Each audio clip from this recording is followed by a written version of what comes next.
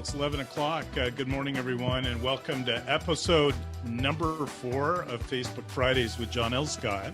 Our third generation owner, who's in the house today, Lennox Scott, was recently ranked number 25 in the Swanepoel 2020 Power 200 as one of the most powerful and influential leaders in residential real estate brokerage. John L. Scott was founded just under 90 years ago on the West Coast in Washington, California, Oregon, and Idaho, with 110 franchise and company-owned offices, and ranked the 15th largest franchise brokerage in the country. Our entire real estate network is collectively circled around our company's leading core value of living life as a contribution.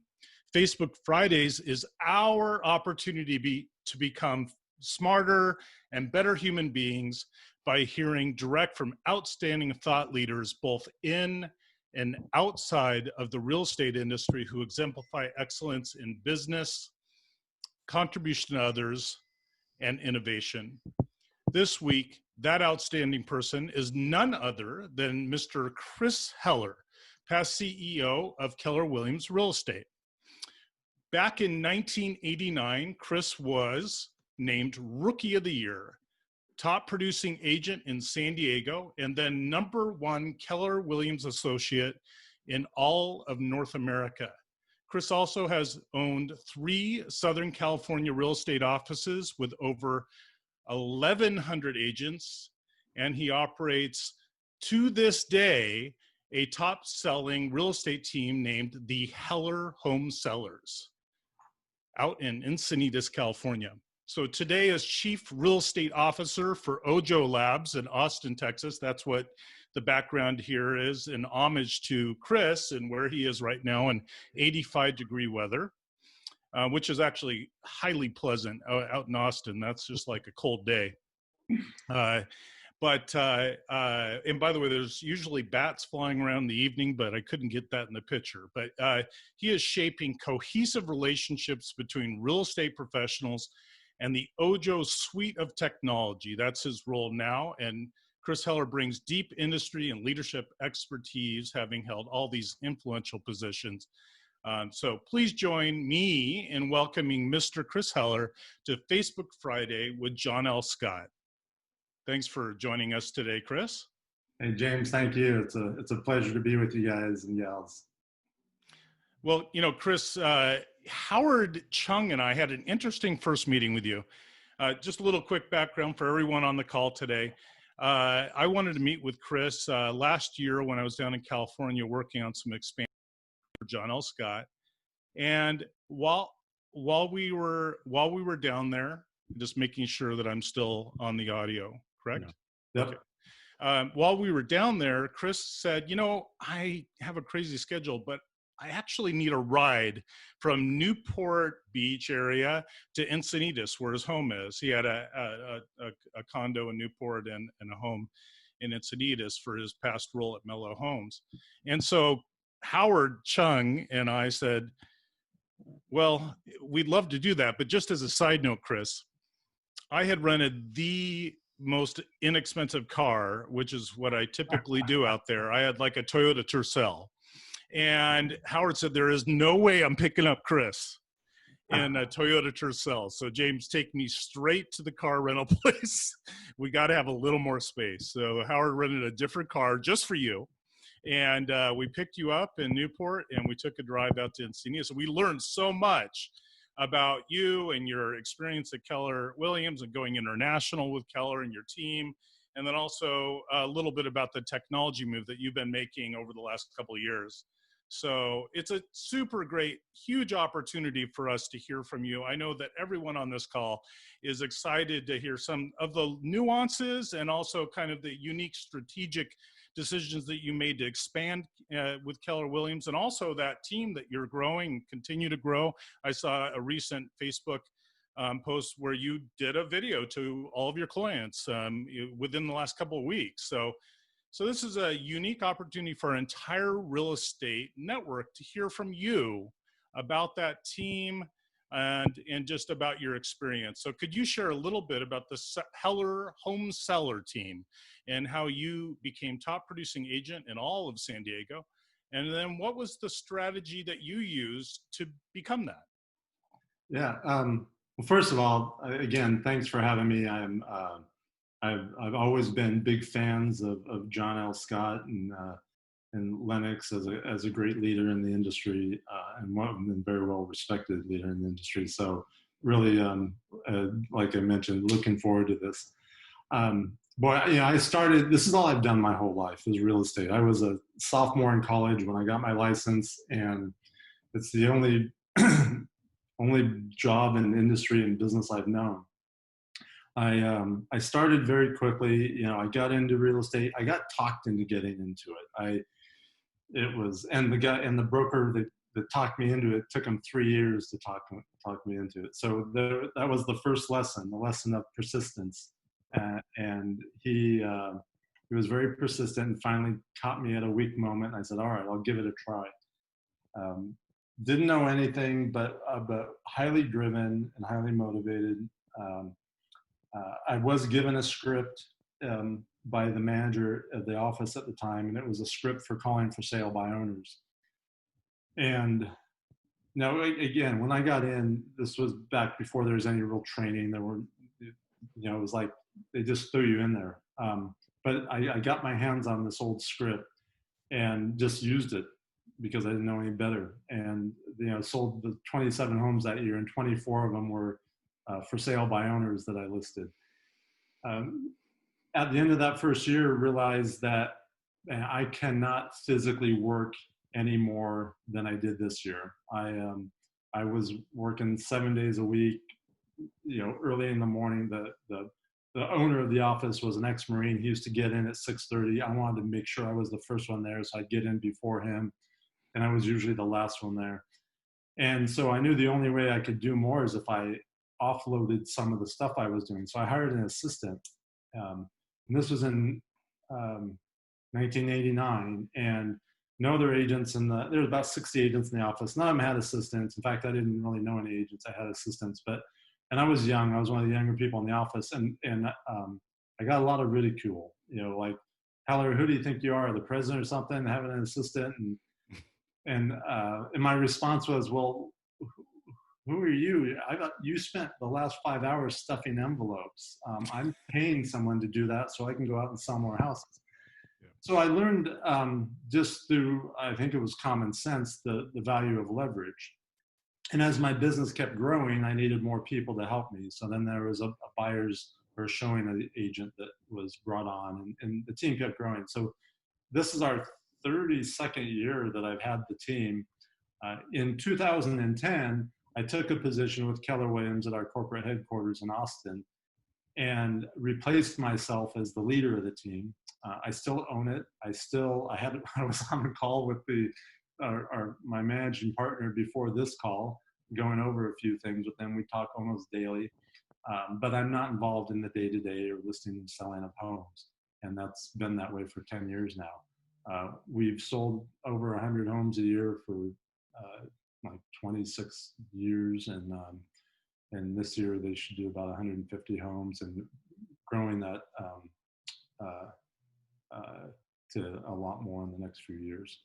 So that's a little bit about how that evolved. Well, so for our owners, one of the things that we've watched even at Keller is just the growth of teams, and then also how having team-centric offices ends up kind of assisting in the growth of offices. Could you share a little bit about the kind of do's and don'ts in that area, and ways that that's been beneficial, and points to ponder for our owners? Yeah, so I'll speak to it from an owner or a manager or broker's perspective. I joined Keller Williams as an agent in 2004. I'd spent 16 years with Prudential California Realty, which is now Berkshire Hathaway. When I joined Keller Williams, I really started to learn. I knew inherently the value of the teams because I had created one and and saw that that's the most effective way to do more and to provide a higher level of service. Um, just like a doctor's office couldn't operate without the nurses and the receptionists and the insurance billers and all those. But then really understanding how that plays into the growth of an office or the growth of a company. The philosophy that I learned, through my exposure to Gary and the company was that agents want to aspire to be like the top agents, right? I mean, when I was brand new, I was fortunate enough to sit across from the top agent in the office, and I was like, okay, I want to do that, and I know I can do that, and I'm going to figure out how to do that. So when you have top teams and top agents, that helps attract others. They become the bell cows, or at least in Texas, they become the bell cows. I don't know what it become in Seattle. And so part of the philosophy, part of it's just philosophy that that great talent attracts more talent. Now, to attract great talent, there has to be a good value proposition for them. Keller Williams figured out pretty early on that the value proposition was going to be two things. One was training and education. Help these teams understand how to grow and how to get to the next level, or help someone figure out how to build a team. And that was all outlined in the book that Gary had written, The Millionaire Real Estate Agent. And then the second part of the value proposition was an economic model that made sense for teams. I know when I was at Prudential, teams were almost frowned upon because we took up more space, we took up more resources. They didn't have an economic model that made sense, so the residual benefit that the company got probably wasn't what it could have been or should have been. So, the mindset and the philosophy has to be there, number one, and then number two, there has to be value that's presented to the teams to attract them, and those are the things. From a when we look at something that you all do very well, which is control market share, you can do that through sheer numbers, and you also can do it through the quality of agents, because the better agents control more of the inventory and control more of the market, and that helps the whole company, helps everyone in the company. So there's all those benefits, and then there's the other dynamic that should be addressed in this conversation, and that is that there's an evolution, and there's always an evolution going on in industries and in our industry, and that is that it's becoming more and more difficult for a new agent to compete. When 10 or 15 years ago, or when I got in, it was sort of a level playing field. Anyone could go from new to become successful, and there weren't a lot of barriers. Now there's a lot of barriers, and some of those are financial. Because of the impact of technology and the change in consumer behavior and more people being online, you have to be able to meet people online. The teams have the resources to do that. They have the marketing power, they have the financial resources to spend marketing dollars or to buy leads, where a new agent doesn't have that ability. So we see more and more people wanting to go to a team to sometimes to start their career, but now oftentimes just to be their career. Mm-hmm. So that's another reason why teams are important, because the industry is moving in that direction.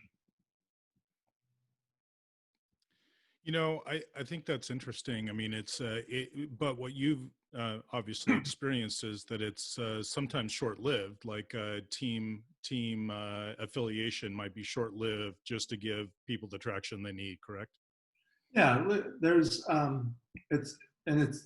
yes, it's often short-lived, and it's usually for one of two reasons. Either one is that the person was using it as a stepping stone, or two, and more commonly the case, is the team and the leadership of the team hasn't learned leadership skills and management skills at a high enough level to know how to keep and retain people, right? The great brokers and managers in your organization know how to do that. And a lot of agents that became teams or became top producing agents. They did that because they developed a lot of skills and sales skills, and they have a lot of drive and motivation. But they may not have developed leadership skills at the level that they need to build a sustaining organization. And that's where the company can come in and provide a lot of value by teaching those skills to those agents and teams. Yes. Well, so I'm going to switch gears over to Keller Williams International. So when we were in the car, you had shared just initially how you went about growing into Asia. And your strategy was simple and just highly effective, which of course normally is the case with really effective strategies. But I wanted to have you describe to the group here what you did to open the very first Keller Williams office in Asia. Yeah, and actually it was not just Asia, it was Asia and Europe, everywhere. Oh, okay. Outside of North America.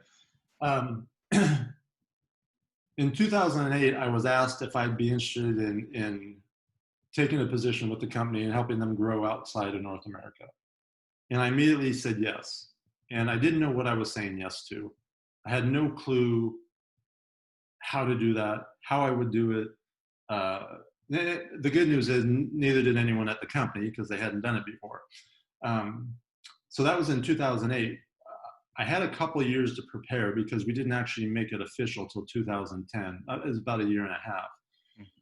So during that year and a half, I did two things. Number one, I positioned my business to be able to continue to not only run, but to grow without me, knowing that I was going to be stepping out.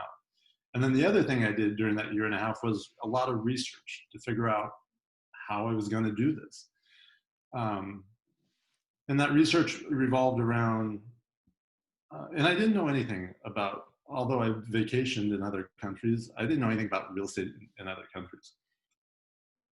So I started focusing on two things. Number one, just legal and tax issues, because that was something I was going to have to figure out how we're going to do it. And that is no fun whatsoever. And then the other was how does real estate work and what's it like? So what I started doing is I knew we were a US based company, that we were a franchise organization, and that we were going to be going into other countries. And I knew we weren't the first ones to do that. Remax and Realogy brands have been international for years. So what I started doing is calling real estate companies in other countries and simply trying to learn what it was like and what they did, and then the conversation would go into, well, how is it working being a Century 21 franchise or a Remax franchise, and what do you like and what do you wish you had that you don't have? In the way I would make the calls and get them to talk to me is I would say, I'd call a Century 21 broker in France and say, I was all over Asia and everywhere. And I would say, hey, my wife is being relocated and I'm in the real estate business. I was thinking when we move, maybe I'll get into real estate over there. Can you tell me how it works? So I'd start to learn, what it was like. And, what I came to learn is it's very similar in most countries. I mean, there's nuanced differences and there's some slightly significant differences, but for the most part, it's the same game, right? And then when I got into conversations with them about, well, why do you become a Century 21 franchise, or what do you like about that? I started to hear they were always very quick to share what they didn't like and what they were disappointed in or what they wish they were getting more in. And I'm not picking on Century 21, any brand. And what I started to hear some consistent things. And what I heard was that what they thought they were getting was not only a great brand, but all the instruction on how to really operate that brand. Really what they were saying is, we thought we were getting systems, processes, and training that would help us do more than we were doing before. And what most of them shared was they really just got an empty box. They got this big box of stuff that had some marketing stuff in it and no instructions on what to do or how to do it. That got me really excited because I knew that was one of our strengths, being able to train systems and processes and those things. So I knew that we could deliver that in a way that others hadn't. And so I used that when we started to expand. I used that to to our benefit. The other thing that I learned was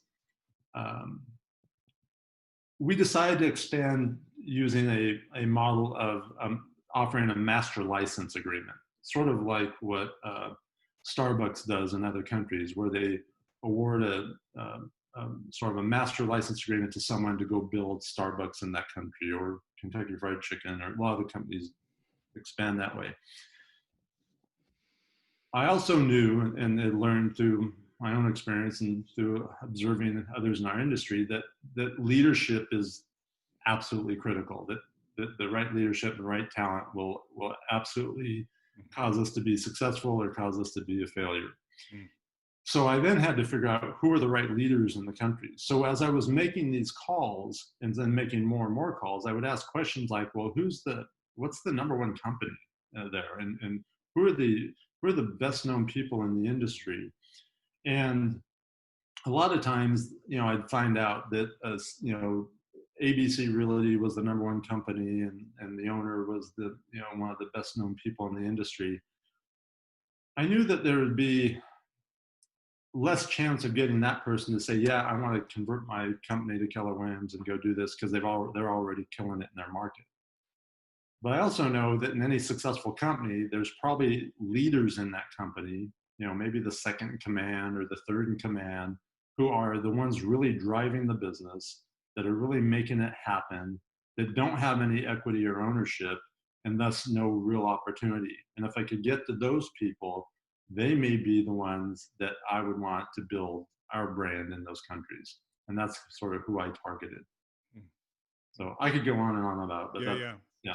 Well, it's fascinating to imagine that kind of first step into another country and just all the nuances of that, and then yet a lot of the similarities. So I appreciate that. Hey, I've got an agent question for you, and then an owner question for you. So on an agent question, productivity is huge on everyone's mind, obviously, especially during this time, and kind of how to scale back up for those who have slowed down. What do you see as the most important activity and or mindset, of course, for agents and brokers during this time, especially as we come out of COVID at some point? So mindset in and of itself is hands down the most important thing. Even in good times, in any time, mindset is. I don't know if I heard this somewhere or just had this thought. I probably heard it somewhere because most of the thoughts aren't my thoughts. And that is that, really 90% of our success is based on our thoughts and our mindset. And the other 10% is just doing the activities that we know need to be done. Mm-hmm. If you think about a top listing agent, the difference between them and an agent who's struggling, a lot of it is mindset. Yes, there's skills that they've developed and other things, but it's the mindset that allowed them and caused them to develop those skills. So the mindset is absolutely critical. In these times, it's amplified. It's the importance of it. We can't look at things at any other way than an opportunity. Like when this hit, it hit everyone, right? And it came out of left field, and no one was anticipating it, and no, it was unprecedented, and we've never experienced an event like this that had more uncertainty than this event. And the natural thing to do with uncertainty is to be fearful and have concerns and do all those human things that we do. The key is minimizing the amount of time that spend thinking those things, and then quickly focus to where's the opportunity? Mhm. Because with everything, there's an opportunity on the other side, right? The flip side of that coin is opportunity. And so initially for my team, with our company, we did things very quickly. We were very decisive in the decisions that we made. Um, Decisions we made around cutting expenses, decisions we made around what we were going to focus on, narrowing our focus, cutting out things that weren't critical, and then going deep on those things. So being decisive was one thing. For an agent, and from my team in San Diego, the conversations revolved around, okay, right now we need to be the voice of reason for people. We need to be the calming voice for people, and we need to be connecting with people like we've never connected before. Right. So what we immediately started doing was calling everyone in our database. Now we do that on a regular basis anyways, but that was, I think, a lot of times sort of going through the motions and calling for referrals and giving them updates. And now it was, hey, we just want to call and check in and see how you're doing. And what the team discovered immediately, like within the first day of making calls, was like, wow, people were like, they were answering the phone more than they've ever answered the phone. They were willing to engage more than they've ever engaged, and they were appreciative of the call. And so that fueled the team to even want to do it more and more. And then shortly after that, they started to see results of it. Like people saying, well, actually, we were thinking about selling, and you think this is a good time. And that, and it created opportunities. So, my business in San Diego took a little bit of a dip, but we've taken little bits of dips before. So really it's just kept going. But it's because of the actions that we take. So at all times, it's important for agents to be doing two things. One is creating new relationships, getting in communication with new people, building new relationships, adding people to their database, and then deepening the relationships that they have. This is the opportunity to just scale that up like they never have before. Because we know what happens. There's a certain amount of buyers and sellers that absolutely will put the brakes on whatever plans they have. And then there's the other group that are going to move because they need to.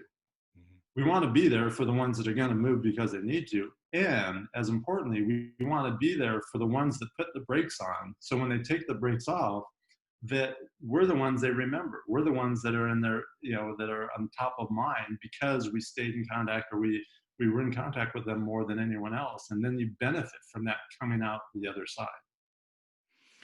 I love that. Build new relationships and then deepen the ones that you have. Powerful. And obviously, the mindset hands down is number one. The activities follow the mindset.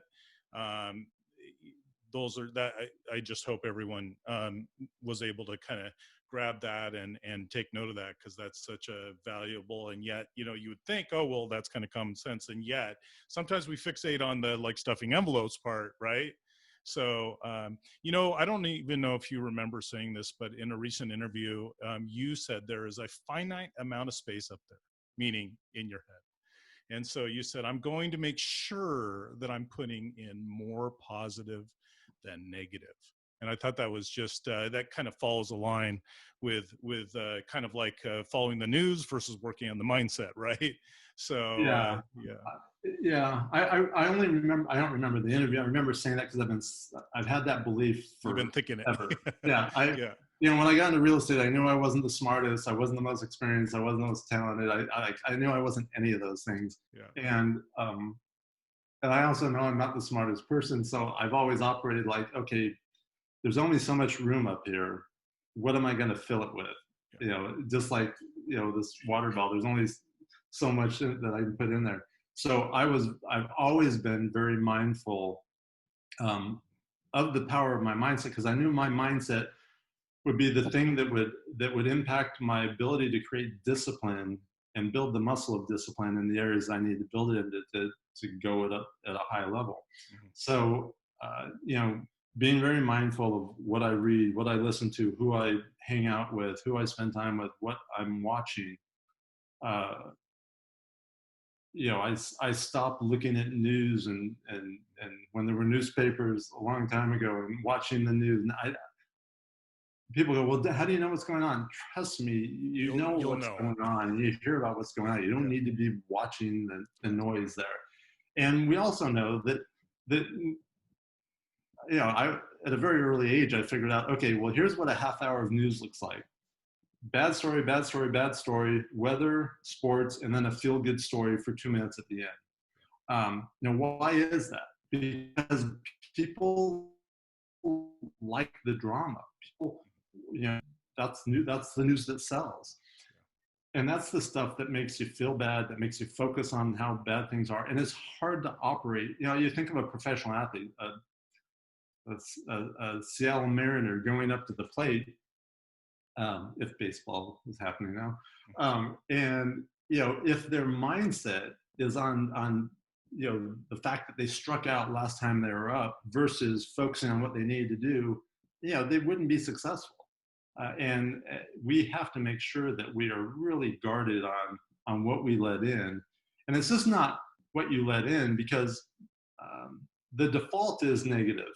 The default around us, news-wise, is negative. So you also have to be very mindful about putting positive things in.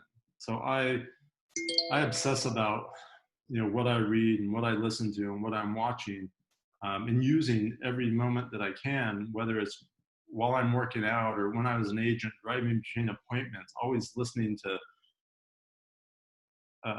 now I'm going to date myself, motivational tapes and Tony Robbins and Tony Robbins and Mike Ferry and everything to keep my mindset as sharp as possible. Yeah. Hey, Aaron or Nick, do we have any questions out there? Yeah, I have a couple of questions for Chris. First one has to do with teams. You had kind of mentioned teams earlier. It says, what are the most important things to consider when contemplating forming a team? I think the most important thing, the first thing to consider is the thought should be not I'm going to build a team for the sake of having a team. It's I'm going to figure out how to generate more business so that I have to build a team to take care of that business. I see a lot of agents make the mistake of saying, okay, I'm doing 10 deals a year. I'm going to build a team and do 100 deals a year. Now, there are some agents that have done that successfully, but they're few and far between. And so they build this team and get all these people, and then, it's not sustainable and they can't pay them and there's not opportunities and people leave. What you want to do is say, okay, what do I need to do to keep doing more business? Where do I need leverage? And then hire or bring on people to fill those positions. So have the focus be on building your business, and then building the team is just a natural byproduct of doing that. In other words, after my first year, I knew that one thing I had to get rid of, because it took a lot of time, was phones and paperwork. So the first assistant I hired was, hey, you take all the phone calls, you handle all the paperwork, so I can just be lead generating and doing presentations and negotiating. And then I realized, okay, well, showing property sure took a lot of time. And I really like to focus on listings anyway. So then I hired a showing assistant. And it wasn't, it was all to give me more time then to go out and be able to do more business. Now, a lot of agents get fearful about hiring someone or bringing someone on because they view it as a expense. And my mindset was always, it's an investment. Now, if I hired someone and then used that extra time to go play golf or go to the beach, then yes, that's an expense.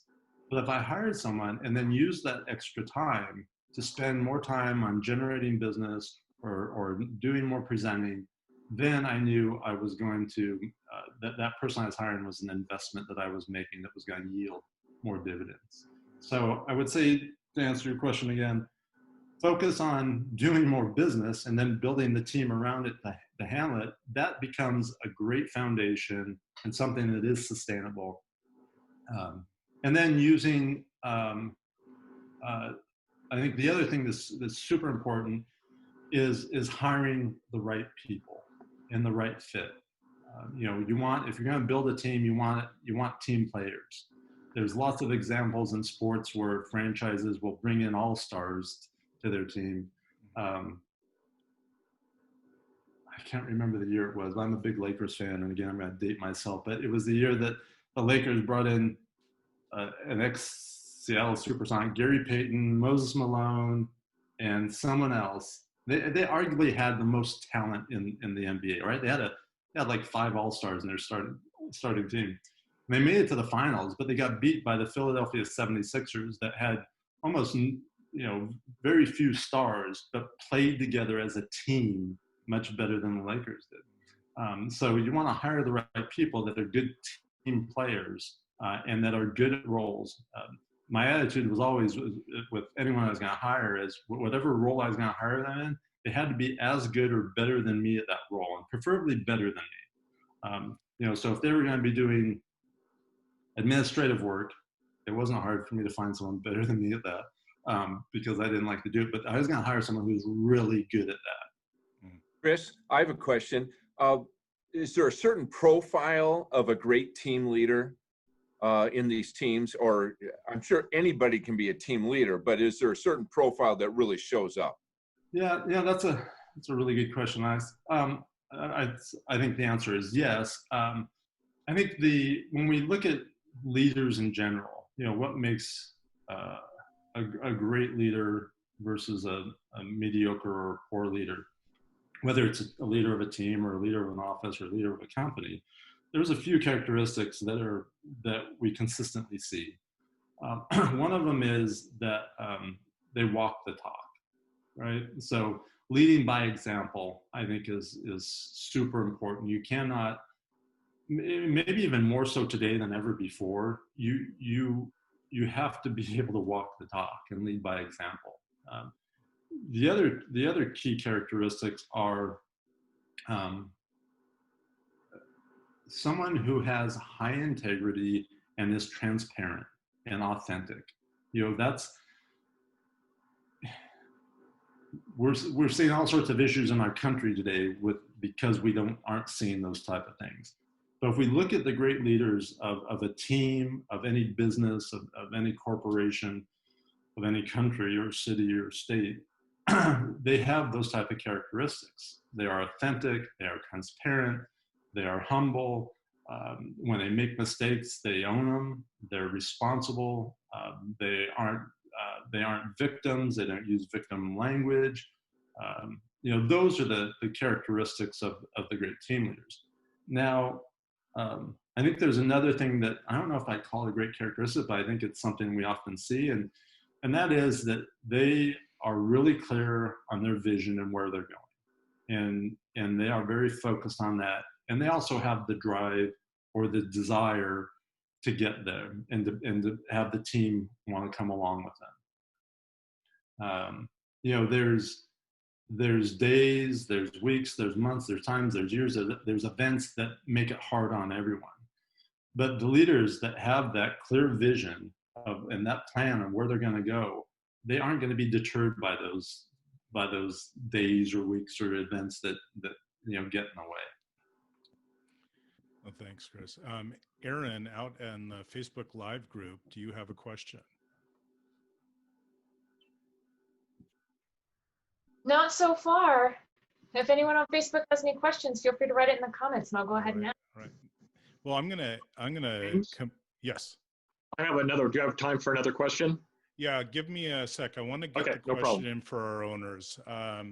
So for our owners, and I know you have an opinion on this. I've been watching your Facebook posts. Will there be a new norm? Or is it different? Is it a better norm or a different norm for our industry? And how would you describe that as our owners and managers describe that to their agent teams? Yeah. So, all right. I think you put about 3 questions into one. So if I don't answer them all, you could answer one and we'd be okay. Good. So, yeah, I believe, and it seems weird to even say a new norm, because if it's new, then it's not a norm. But will things be different? Absolutely. I think things are always different anyways, right? Things are always changing and evolving. I think this event will fast forward, speed up, amplify, whatever adjective we want to use, will cause things to happen even faster. Whether it's good or bad or positive or negative, we get to choose. We get to decide because we get to design it. We know things are going to be differently because we're all thinking about things differently, and we're also starting to see behavior and people behave differently. Now, some of that behavior could be temporary and probably is temporary, but some of it either will stick or will continue to go down whatever path it's going down.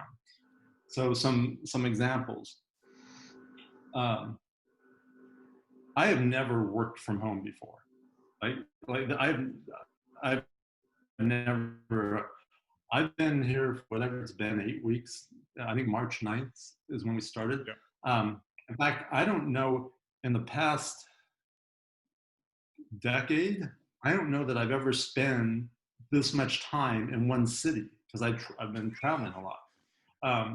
And I've never worked from home, and I never wanted to work from home. And now I'm going, you know what, I could do this. And I know there's a lot of people out there having the same thoughts. So, our agents and going to be more comfortable not having an office or not going into the office than ever before. Some absolutely. Now there's others that, that thrive in that environment and that need that dynamic and everything else. So, one of the things we need to look at is, what are our offices going to look like? Physically, how big are they going to be? How big do they need to be? What are we going to do to be able to provide agents with all the things we want to provide them with if they are working remotely even more than they had in the past? So, those type of things. Consumers, as a consumer, consumers overall now are doing more online than they've ever done before. You have people doing things online that they hadn't done before. You have people ordering their groceries online and having them delivered that had never done that before. You have people that are getting more comfortable doing things digitally than they had before. And we were already doing a lot digitally as a group, as a set of consumers. So does that mean now that they're more comfortable doing more and more things, virtually and online? I don't know how it doesn't, and so what does that mean for how we market properties, for how we show properties, for how we interact with sellers? So what we emphasize as being important, there's those type of things. So I think there's a lot of things that are going to be different, and we're not done, right? This isn't, I don't know how long this is going to go on, and we don't know what next winter is going to look like, and nor do we have any control over that, which is another point I just want to bring up because I've been asked this a lot lately, about, the future and what should we be doing. There's only two things we can control. And the only two things we can control are our thoughts and our choices, or choices, actions, choices, they're related. So doesn't mean that we don't think about the future or start to plan for it. I think I posted something recently this week, and I reposted an article that I read that I really struck a chord with me. And it's about leadership and strategy. And the point I made was that we have to be decisive about the choices we make right now, and we have to be really strategic about where we're going or what we're going to be building in the future and what we want that to look like. Because this has been what's happening right now is like the great equalizer. This didn't happen to me or you. It's happening to everyone. And so we have an opportunity now to say, okay, we get to create what we want the future to look like. If we could snap our fingers and create however we want, what would we do? Putting off to the side for the sake of the conversation, what constraints we have and what, legacy systems and processes we have. But if we could do it now, what would that look like? And then, okay, now, given that we do have all these constraints, what would we need to do different to get to that new future? I love that, thoughts and choices. It's really in our court. So I appreciate that. Thanks, Nick, for the question. Hey, I want to get into your Ojo Labs time, which has been about a year, correct? Or a little less? Yeah, actually, I joined the company full time in July of last year, but I was introduced to them while I was still at Keller Williams. And then when I left, I became a early investor, became an advisor for them, then became a board member. And then last July, I joined them full time. It's a startup technology company here in Austin. We have about 250 employees, 125 of which are here in Austin, a group in Minneapolis, and then a group on the island of St. Lucia. And what Ojo is doing is creating technology to help consumers make better decisions. And we use artificial and human intelligence to do that. Consumers are able to interact with Ojo through the SMS, through text messages, where they can ask questions and view properties. And then Ojo learns about the consumer and their preferences, and then is able to show them properties that meet their preferences. For a consumer, they can get questions answered that they can't really get answered anywhere other than by talking to an agent. And a lot of times, depending on where they are in their buy or sell cycle, they're not ready to engage with me as an agent, but they have a question. If they go to Zillow or my website, they can see a lot of information, but they can't get answers to questions like, hey, is there a room, or is there a view from the room upstairs, or is the backyard completely private or semi-private, or there's things that they just wouldn't know. The listing agent or the seller would know. Ojo learns this information and then is able to answer questions. If we get asked a question that the machine doesn't know, it gets fired off to what we call an AI trainer who is able to research and can answer that consumer and give them their answer. What ends up happening is we essentially help consumers get those questions answered when they want to be connected to a service professional, or whether it's a real estate agent or a lender, then we're able to make those introductions. So are you seeing accelerated adoption of tech and tools either during COVID or kind of hints at that post-COVID? And how do you see that as helping our industry or maybe even hurting it? So whether it helps or hurt, again, I think we get to decide that as an industry. And we're going to decide that based on what we adopt, how we adopt it, and how we leverage the technology that's there to benefit our consumers and ourselves. What we saw at Ojo was a couple of things. People absolutely are spending more time online, and probably everyone on this Zoom and on Facebook we're all online right now. So we see consumers spending more time. We see people looking at homes more, people asking questions. Doesn't mean that they're doing things, but I think there's also, I think some things are going to happen out of this. I think because people are spending more times in their home than they've ever spent before, they're starting to realize that maybe it's not the right fit for them, or they have needs that they didn't realize they had, or because they may be spending more time, they're going to need things. So I think we have people that are going, you know what, I need a yard, or I need more space, or I need to have an office. And I think people are starting to look at those things. The other things that we saw was people that were shopping for homes before this hit. Many of them put it on hold. They said, yeah, we're going to wait, not the right time. We don't know what's going to happen. We also saw people that were going online after this hit that are transacting, and those are people that just are moving anyways. And there's always a percentage of people that no matter what's happening in the world are going to move. Some of them by choice, some by by necessity. You know, they've had a life event, and you know they need to make a move. So you know, we've seen the quantity of leads go down, but the people that are out there are high intent people. Was there another question? No, you got it. So I have a question. Lennox. Yeah. Chris, I'm not sure on this one, but did you go to Landmark? Yes. Was how did that impact your positive mindset and the whole seminar? And I'm sure that's one of many, but Yeah. Hmm. Yeah, that was that was in 1997.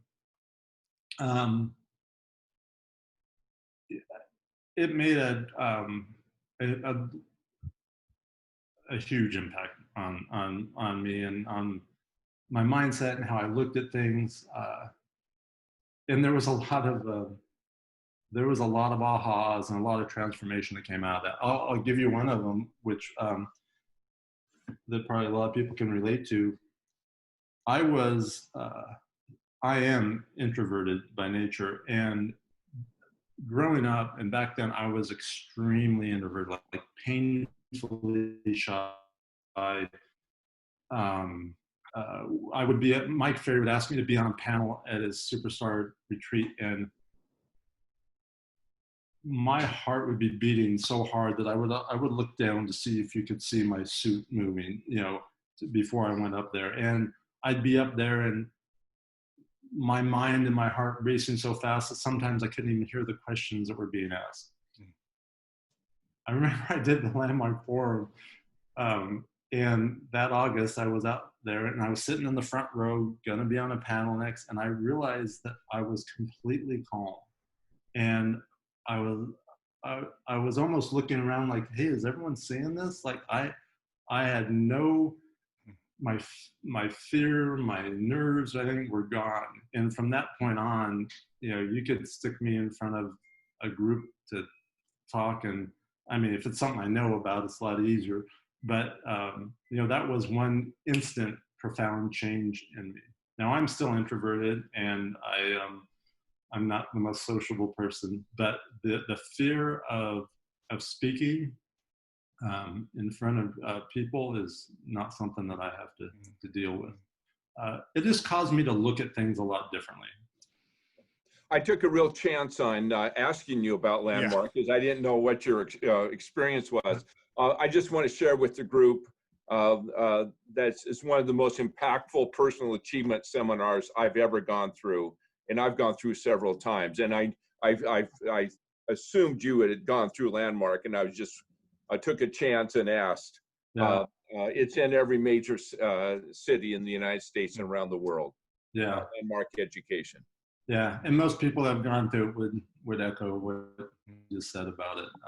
Everyone has a different experience, but everyone has an impactful one, or at least most people do. Yep. There was you made me think of something else too, though. I remember this was like in the 80s when I was really young. I was in a seminar. I don't know how I got there. I don't know why I was there. I remember I was at this hotel in La Jolla, and it was an author speaker, Dr. Dennis Waitley, and he had written a book, and you can still get it on Amazon because I recently bought it because I just wanted to read it again because it's been so many years, called The Psychology of Winning. And it's something that I understood more after I did Landmark, but what he said in that seminar that I remember vividly, he said, hey, I'm going to write up 10 two-letter words on this chalkboard. And I was sitting in the front row, and I was like 20 or 21. And he wrote up, if it is to be, it is up to me. And at that moment, what I heard was, I'm responsible. I am responsible for the good, the bad, the ugly. I'm responsible for the outcomes. I'm responsible for what I achieve, what I don't achieve. And I actually I probably took that too far for a big part of my life of taking on responsibility for things I wasn't responsible for too. but when I did the Landmark Forum, I actually started to understand the meaning of responsibility in a whole new way. Thank you for that. Well, Chris, we only have a few more minutes, but I have a couple fun questions for you. So who is your hero?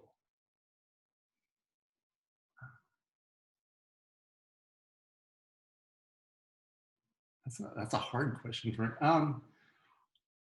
I don't have a person that I would say is my hero. There's a lot of people. I've had a lot of mentors. There's a lot of people I learn from. I am a constant. I have a huge appetite to learn and to grow and to get better. And so there's a lot of people that have achieved great things that are pieces of them are a hero to me. I mean, for a real estate company to be in business for 90 years and to be as successful as you are, the leadership, Lennox and the other leadership, those are heroes to me in that way.